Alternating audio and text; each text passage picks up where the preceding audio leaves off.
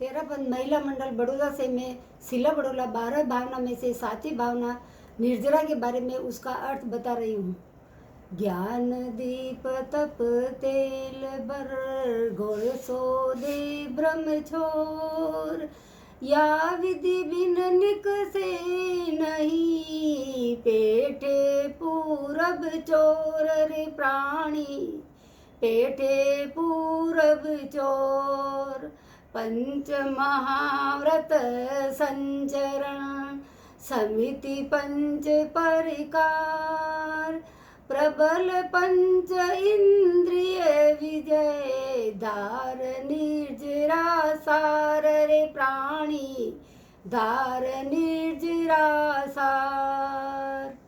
जिस प्रकार मोहन निद्रा की अचेत अवस्था को त्याग कर सचेत अवस्था को प्राप्त करते ही कर्म रूपी चोरों का आना बंद हो गया, तब जागृत अवस्था को जीव छिपे हुए कर्म रूपी चोरों को प्रकाश के द्वारा भगाने का प्रयास करता है। उसी प्रकार यह जीव ज्ञान रूपी दीपक में तप रूपी तेल को भरकर ब्रह्म को छोड़कर स्वग्रह में से कर्म रूपी चोरों को बाहर निकालता है। यदि यह जीव उपयुक्त क्रिया नहीं करेगा तो इसके घर में बैठे कर्म रूपी चोर बाहर नहीं निकलेंगे। इसलिए पंच महाव्रतों का संचार करके, पंच समितियों का पालन करके और बलवान 5 इंद्रियों को जीत कर निर्जरा को धारण करो, अर्थात सर्व कर्मों का नाश कर सब कर्मों का त्याग करो। एकमात्र इसी सारभूत वस्तु का चिंतन निर्जरा भावना में किया जाता है। एक घटना बता रही हूँ। संध्या की गोधूलिक वेला एक पथिक ने ब्राह्मण के घर का दरवाजा खटखटाया।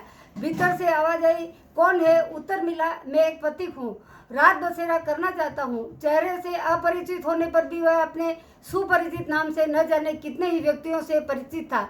उसकी क्रूरता की कहानी लोगों की जुबानी थी। राहगीरों को लूटना, डाका डालना, दूसरों की आंखों में धूल झोंकना में निपुण था। इसी वजह से उसे दृढ़ प्रहरी के नाम से जाना जाता था। इसका परिणाम यह हुआ कि उसे एक दिन समाज और परिवार से तिरस्कृत होना पड़ा और वह घूमता फिरता दस्यु गृह में जा मिला।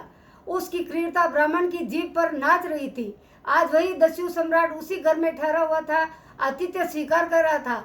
प्रभाव का उजाला नव जागरण का संदेश देता हुआ प्रस्तुत हुआ। ब्राह्मण ने आज प्रातराश के लिए बनवाई की खीर बनवाई। लंबे समय के बाद परिचित अपरिचित व्यक्तियों को इतना स्वादिष्ट भोजन खाने को नहीं मिला था, इसलिए वह बहुत ही उतावला हो रहा था। कब मुझे खीर खाने को मिले और कब मैं यहाँ से विदा हूँ। इस आतुर में वह रसोई में चला गया और वहाँ बैठ गया। लेकिन ब्राह्मणी को यह अच्छा नहीं लगा और उसने मधुरता से कहा, हे महानुभाव, ये क्या यहाँ आना और बैठना, ये क्या तुम्हारी सभ्यता है? खाना तो तुम्हें मिल ही जाता था। ब्राह्मणी के शब्द सुनकर यह पथिक क्रोधित हो गया और अहंकार में बोल उठा, अरे मुझे करने वाला कौन है? उसका स्वाभिमान चूर चूर होकर उसको नीचा दिखा रहा था।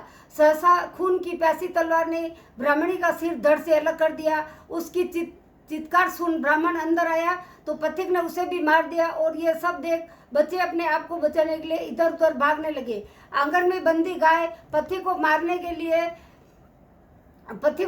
लिए दौड़ी तो पथिक ने उसको भी मार दिया। एक और उसके सामने ब्राह्मण और ब्राह्मणी का शव पड़ा था तो दूसरी ओर गाय और उसका तड़पता हुआ शिशु अंतिम सांस ले रहा था। ऐसा दृश्य देखकर किसी का भी हृदय द्रवित हो सकता था। पति के मन में भी अंतर्मन में परिवर्तन हो रहा था। उसका क्रोध और अहंकार शांत हो चुका था। महादस्यु का कभी नहीं पसीजने वाला क्रूर हृदय इस भयंकर दृश्य को देख द्रवित हो उठा। जिसने अपने जीवन में सैकड़ों हत्याएं की, वह सोचने लगा कि जिस घर का मैंने अन्न जल ग्रहण किया, आज उस पूरे परिवार की हत्या कर नमक हरामी बन गया हूँ। मैं इतना उत्साहीन हूँ कि एक छोटी सी बात भी सहन नहीं कर सका। धिक्कार है मेरी इस आत्मा को। वह इन सब को उबारना चाहता था, इसलिए उसने सोचा कि मैं जंगल में जाकर समाधिस्थ हो जाता हूँ। लेकिन उसके मन में विचार आया है कि मैंने नगर के लोगों को बहुत सताया, इसलिए मुझे नगर में रहकर ही इसका प्रायश्चित करना चाहिए। वहाँ मुझे समता से उन कष्टों को सहन करने का अवसर मिला। वह दृढ़ प्रहरी नगर की ओर गया। नगर के मुख्य द्वार 4 द्वार थे। एक द्वार पर वह समाधि स्थल को होकर रहता आने जाने वाले लोग उसे देखकर ताने मारते और उसे कोसते थे, लेकिन वह समता से सब सहन करता। उसके सामने एक ही लक्ष्य था, अपने कृत का प्रायश्चित करना। लोगों द्वारा अपमानना, अवहेलना, भत्सरना आदि देने पर भी अपने सम्यत्व को खंडित नहीं किया और 6 महीने तक घोर कष्ट सहन किए। अंत में धीरे धीरे लोगों का क्रोध उपशांत हुआ, दृढ़ प्रहरी का बदला हुआ, अंतःकरण देकर लोगों का अंतःकरण बदला। अब लोग उसे महादस्यु से महामुनि के रूप में देखने लगे, उसकी सहनशीलता के सामने झुकने लगे। इस प्रकार वीतरागता की साधना करते हुए महादस्यु एक दिन वीतराग बन गया और सब कर्मों को क्षीण कर सिद्ध मुक्त बन गया। ओम हरम।